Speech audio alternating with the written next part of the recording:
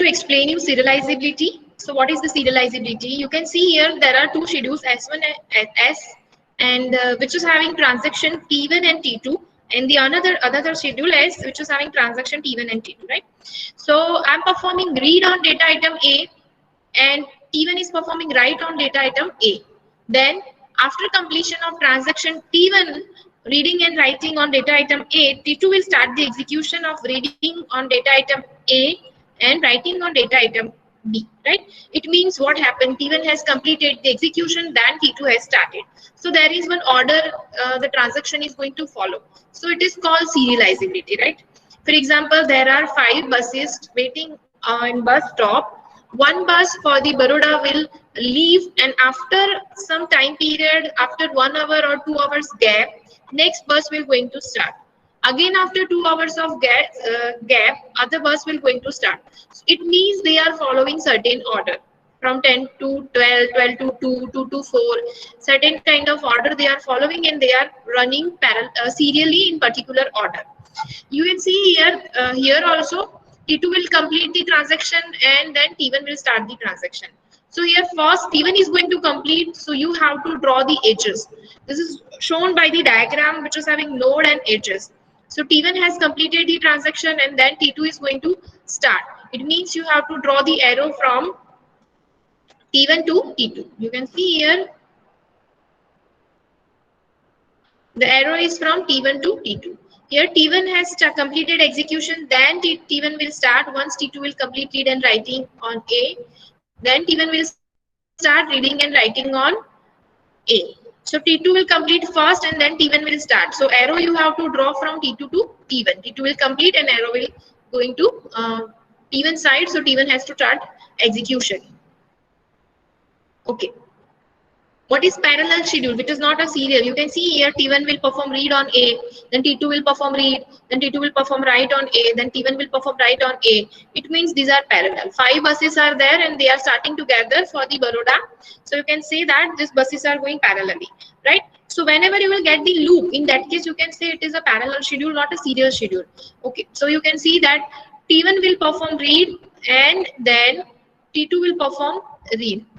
So T1 to T2. Then T2 will perform read on A and T1 will perform write on A. You can check it out, read, write conflict, write conflict, and write read conflict. So you can see here reading is performed on A and writing is performed on A by T2. So T1 to T2. T1 will complete first, read, and then T2 will start. Here read on A is performed by T2 and write on A is performed by T1. So T2 to T1. Read on A performed by T2 and then it will give the A for the execution to T1. So there is T1 to T2, T2 to T1. You can see here there is a loop. It means it is not a serial schedule, it is a parallel schedule. Now suppose I want to make it serial, then I can write down T1 to T2 and T2 to T1. So one direction, one-sided arrow you need.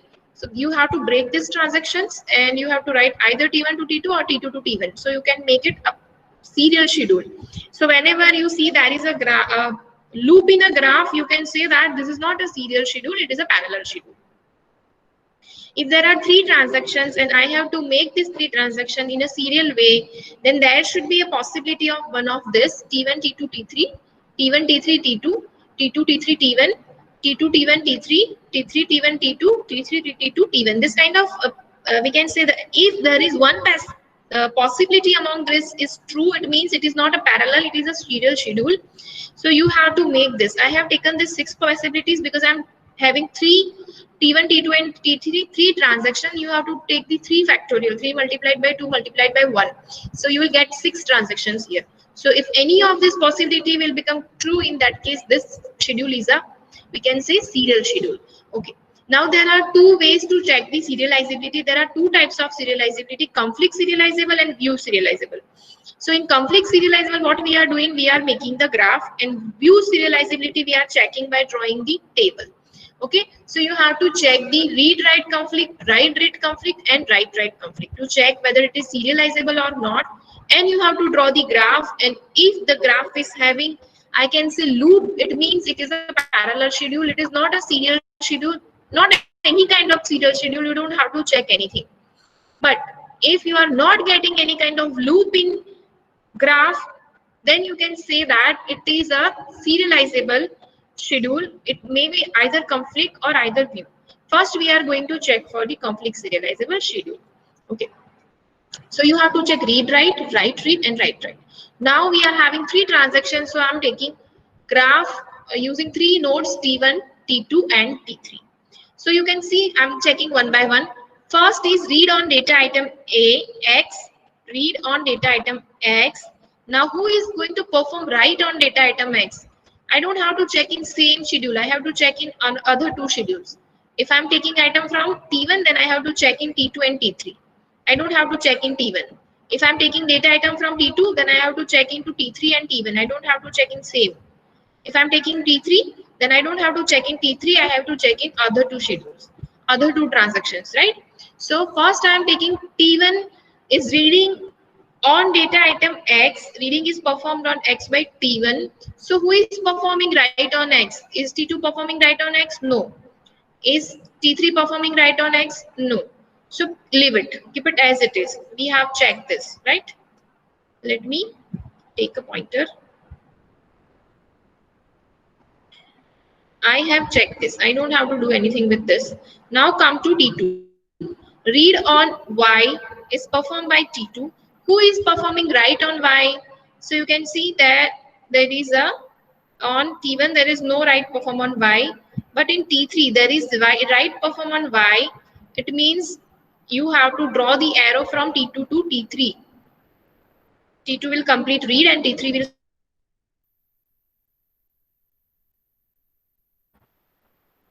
outgoing arrow from T2 to T3, right? The first completes T2 and then T3 will start. So this I have checked. I have to give line on this. Now I'm going to check on data item Z. Reading is performed on Z by T2 and writing is performed on Z by, I can say, T1. Are you able to see writing on Z? देखा है क्या पूरा? कि minimize करूँ PPT? Are you able to see? Reply yes or no. No. No. Okay. Here. Now are you able to see Z? So reading is performed on Z by T2 and writing is performed on Z by, I can say, T1. Let me minimize this. Okay. Now you will be able to see it. Now is it visible? Z? Yes. Yes? Please reply. Yes, ma'am. Are you able to? Okay, fine. So you can see here, reading is performed on Z by T2 and writing on Z is performed by the T1. So arrow from T2 to T1 will be there. You can see here in this graph, arrow from T2 to T1 will be there. Don't have to check in same, I have to check in next transaction. Right? Now come to this T3. Who is performing reading on Y in T3?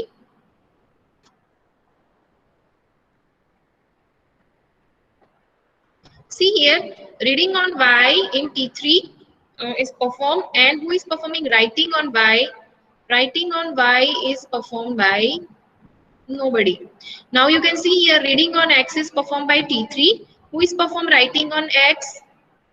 Okay, writing on X is performed by T1. So there is arrow from T3 to T1. You can see here T3 to T1. So you got 3 arrows, right? Now you have to check whether a loop is going to happen or not. If loop is there, it means it is not a serial schedule, it is a parallel schedule. So I'm checking. If I'm starting from T1, can I reach back to T1? No, I cannot go anywhere from T1 because T1 doesn't have any outgoing arrow. So there is no loop. Even single loop is not allowed. If I'll start with the T2, I can go to T1 and T3, but I cannot come back to T1 because there is no loop. If I'll start with T3, then I can go to T1, but I cannot go to T2, right? So there is no loop. It means it is a serial schedule, conflict serializable schedule. This conflict serializable schedule doesn't have loop or cycle. You can make this conflict serializable schedule into serializable schedule and consistent schedule. How to make this serializable or consistent schedule? I already told you there is one possibility of making the schedule in a serial fashion. So any of these 6 will going to make you. And for that, you have to remove the node which doesn't have incoming arrows or in degree 0. So you can see that minimum in degree or in degree 0 node is T2, because there is no arrow, no incoming arrow from T2, only outgoing arrows are from T2. So you have to remove the T2, and when you are removing the T2, its edges are also going to remove, because when you will going to remove the node, it is going to remove the edges also, right? So this edge is going to remove, this edge is going to remove along with the T2, right? So first you have to write T2, and now you are having T3 to T1. Only one arrow you are having remaining, that is from T3 to T1.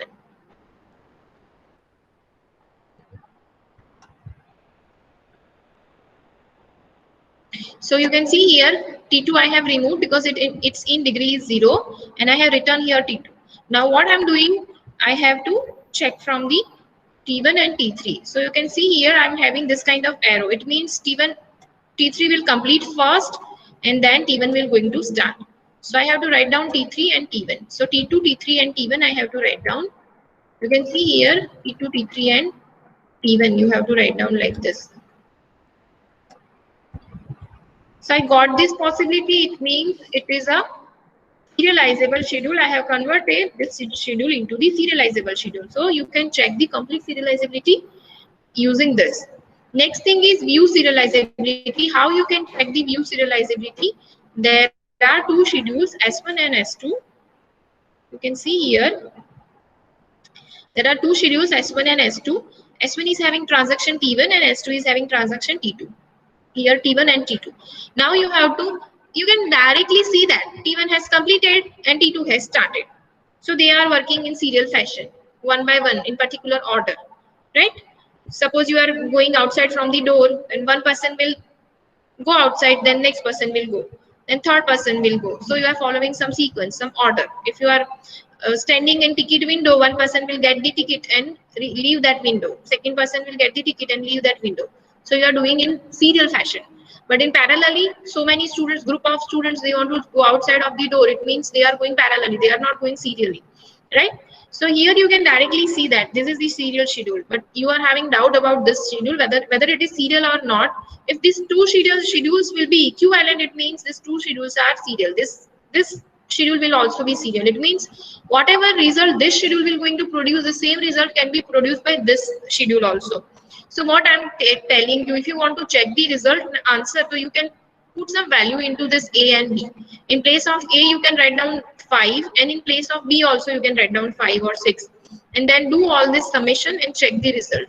The same result you will get here from T1 and T2, the same result will going to get here also. So you can see that result is same. It means these two schedules are serial schedule, but we have to check it. In complete serializable schedule, we have drawn the graph. Here we are drawing the table. There are three possibilities, three ways to check the view serializability. First is you have to read the initial value of data item. Second thing is you have to write the final value of data item. And third is read followed by write, you have to check. Okay.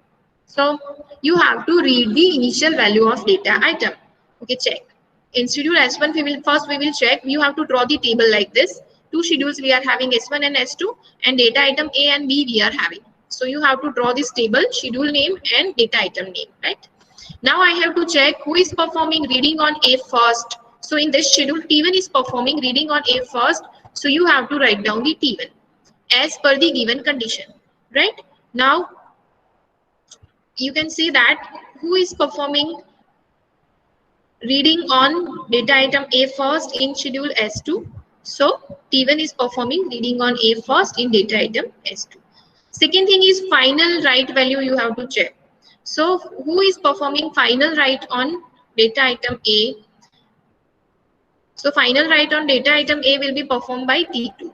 Here final write on data item A, you can see here after this there is one write operation. So final write on data item A is performed by the T2 in S2 also. Same way I have to check for the B. Who is performing first reading on B? So you can see here T1 is performing first reading on B in schedule S1. So for S2, who is performing first reading on B?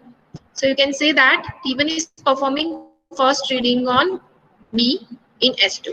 Who is writing finally data on B? So you can see here T2 is doing final write on B in schedule S1. So you have to write down final write on B is performed by T2. Here also final write on B is performed by T2 in S1 and S2. So all this operation you are getting similar. Now the next operation we have to check is write followed by the read. So you can see here write followed by the read. So write A followed by the read A. It means T1 and T2. Write B followed by the read B. Again it is T1 and T2 in S1. Here come write followed by the read. By write is done by the T1 and read is done by the T2 in S2. So T1 T2. Again write on B is followed by read on B in S2. So T1 T2. Both the answer are same for A T1 T2, for B T1 T2. Here for A T1 T2, for B T1 T2. So here also you will get the same answer. So you can say that S2 is equivalent to S1. And what I'm telling you, you put some value in place of A and B and check the result. You will get the similar result in both the transactions. So you can say that this is the serializable schedule. Generally what we are doing, we are asking the theory of serializability, its type. Rarely you will get such kind of schedule, but you must have to understand what is actually happening mathematically. That's why I explained you. The next point and the last point is security of DBMS. There are two ways: mandatory access control model and dictionary access control model. Discretionary access models. So what is mandatory access model? User works in company and a company decide how data should be shared. For example, hospital owns patient record and limits their sharing. Regularity requirement may limit the sharing. So what is the meaning of this? Mandatory access control. The control is on the hand of company, not on the hand of single person. For example, I have to go for the checkup to the hospital and I have my all the data with the hospital people, like my case history, my other blood test report history. So that is the authority of the hospital with whom they have to share the data. Suppose I need to go for the further, we can say, treatment, then the hospital is multi-speciality, for example Zydus Hospital, so they will share with the other doctor, yes, this is the case history of this patient, and that you can see. So that is depend on the hospital to whom they have to share. They cannot share with the everybody the case history of the we can say patient. They are not giving it to everybody, right? Second thing is this kind of control, discretionary access control. Discretionary access control, sorry. Discretionary access control, who is the owner? The person itself is the owner. Person has to choose the reading right access to whom he has to give. Suppose my some details are there and that I want to share with somebody, so I can share. It depends on me. But I am the authorized person, so I have to take care whether there should be a possibility of, we can say, losing the information or leakage of information. That is, if I'm sharing with everybody, so there should be possibility of coming virus and all these things. So that is the rights of user to share with the others or not. And in MAC, it is responsibility of company. So it prevents, we can say, illegal information flow. Plus they are attaching the security labels. So they can distinguish the people who are secure users, trusted users, and not trusted users. So these are the, we can say, topic I have explained. I'm sending you the PPT.